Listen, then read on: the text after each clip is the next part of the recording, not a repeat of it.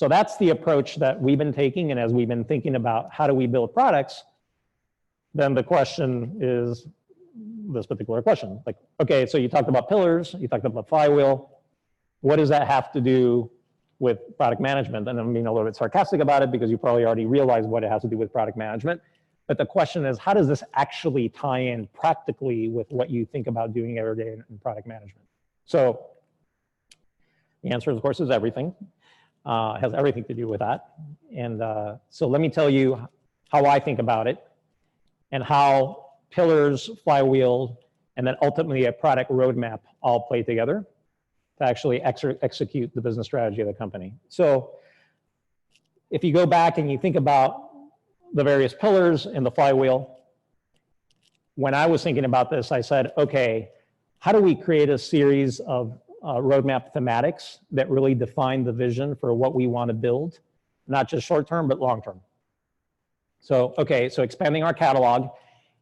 Remember what we have to do. We have to go into every state and we have to modify our product and we got to get it rolled out. Well, in order to do that, I have to have a team of people that are thinking of nothing but how do we do fast and low-cost catalog expansion?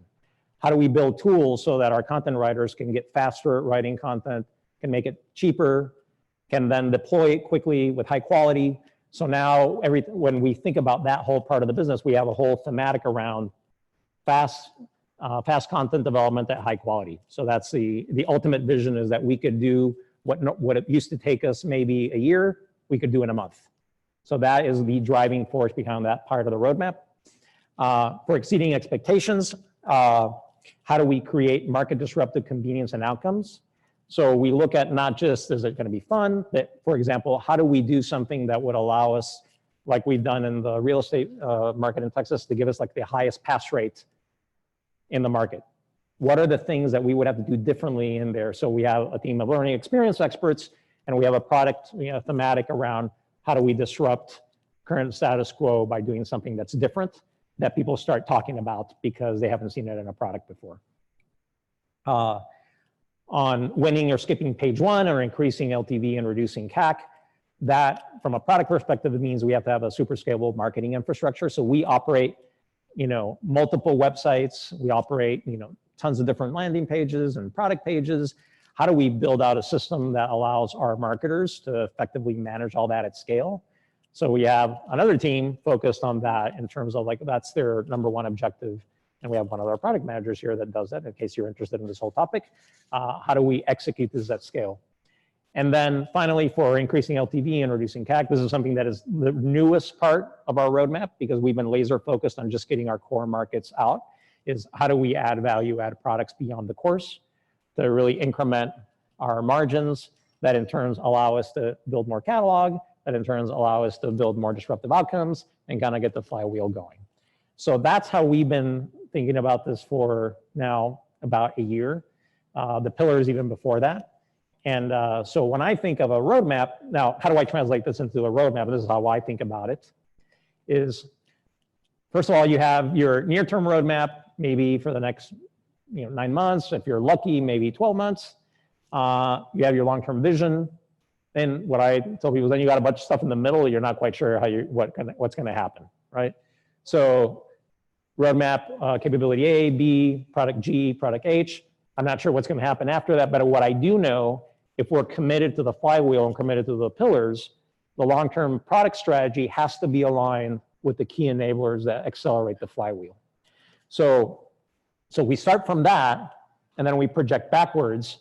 What are all the things that we're doing in back here that are going to allow us to achieve these fundamental flywheel objectives that are going to drive the business forward? So that is how I think. I think about them as flywheel accelerators.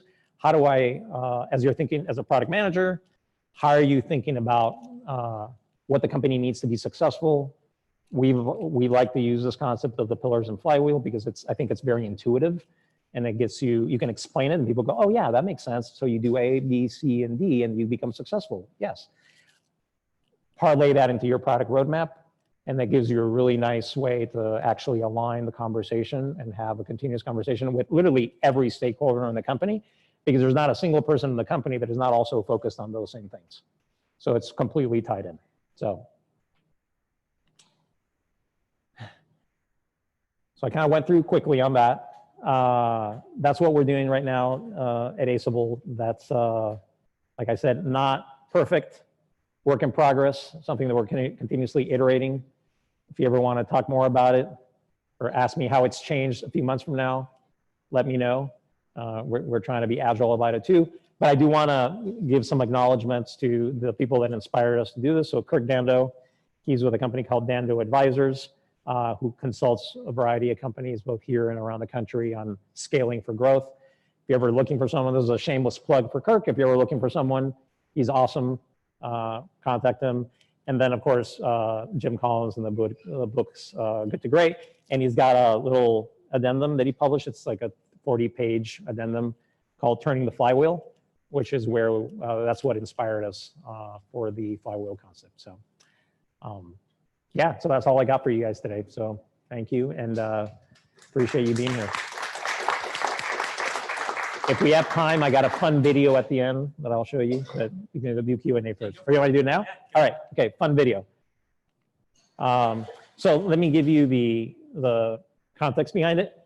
So when we were thinking about how do we make learning about real estate fun and engaging, our incredible content team came up with essentially, is it like a soap opera, Josh? It's like more like a series, like One Life to List. These were state scripts that we had to include word by word, so we portrayed it like a telenovela. Okay, so think about that, right? So we're gonna teach people learn about real estate through telenovelas. So then the team came up with that, and this is one of the one of the state mandated pieces of information, but done in a completely radical way. So yeah, take it away. It's Gil's idea. Yeah.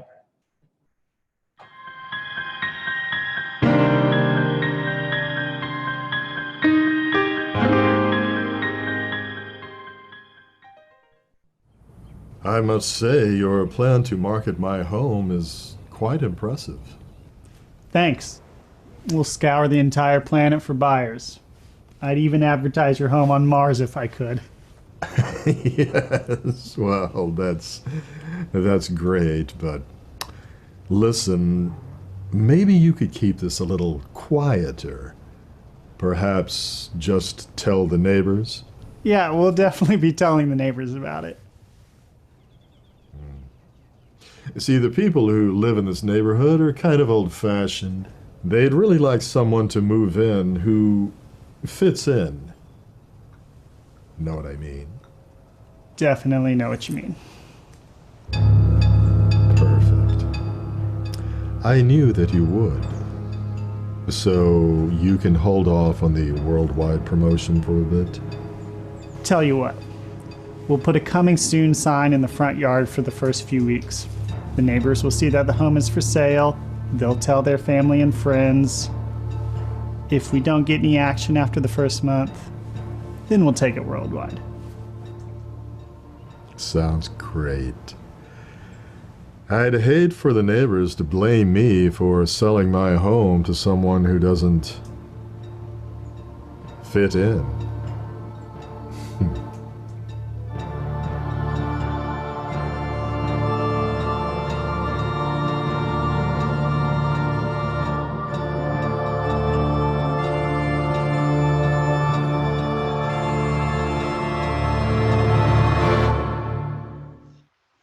Anyway, so that gives you the feel for when we're talking about breaking the mold, the sorts of things that we want to do.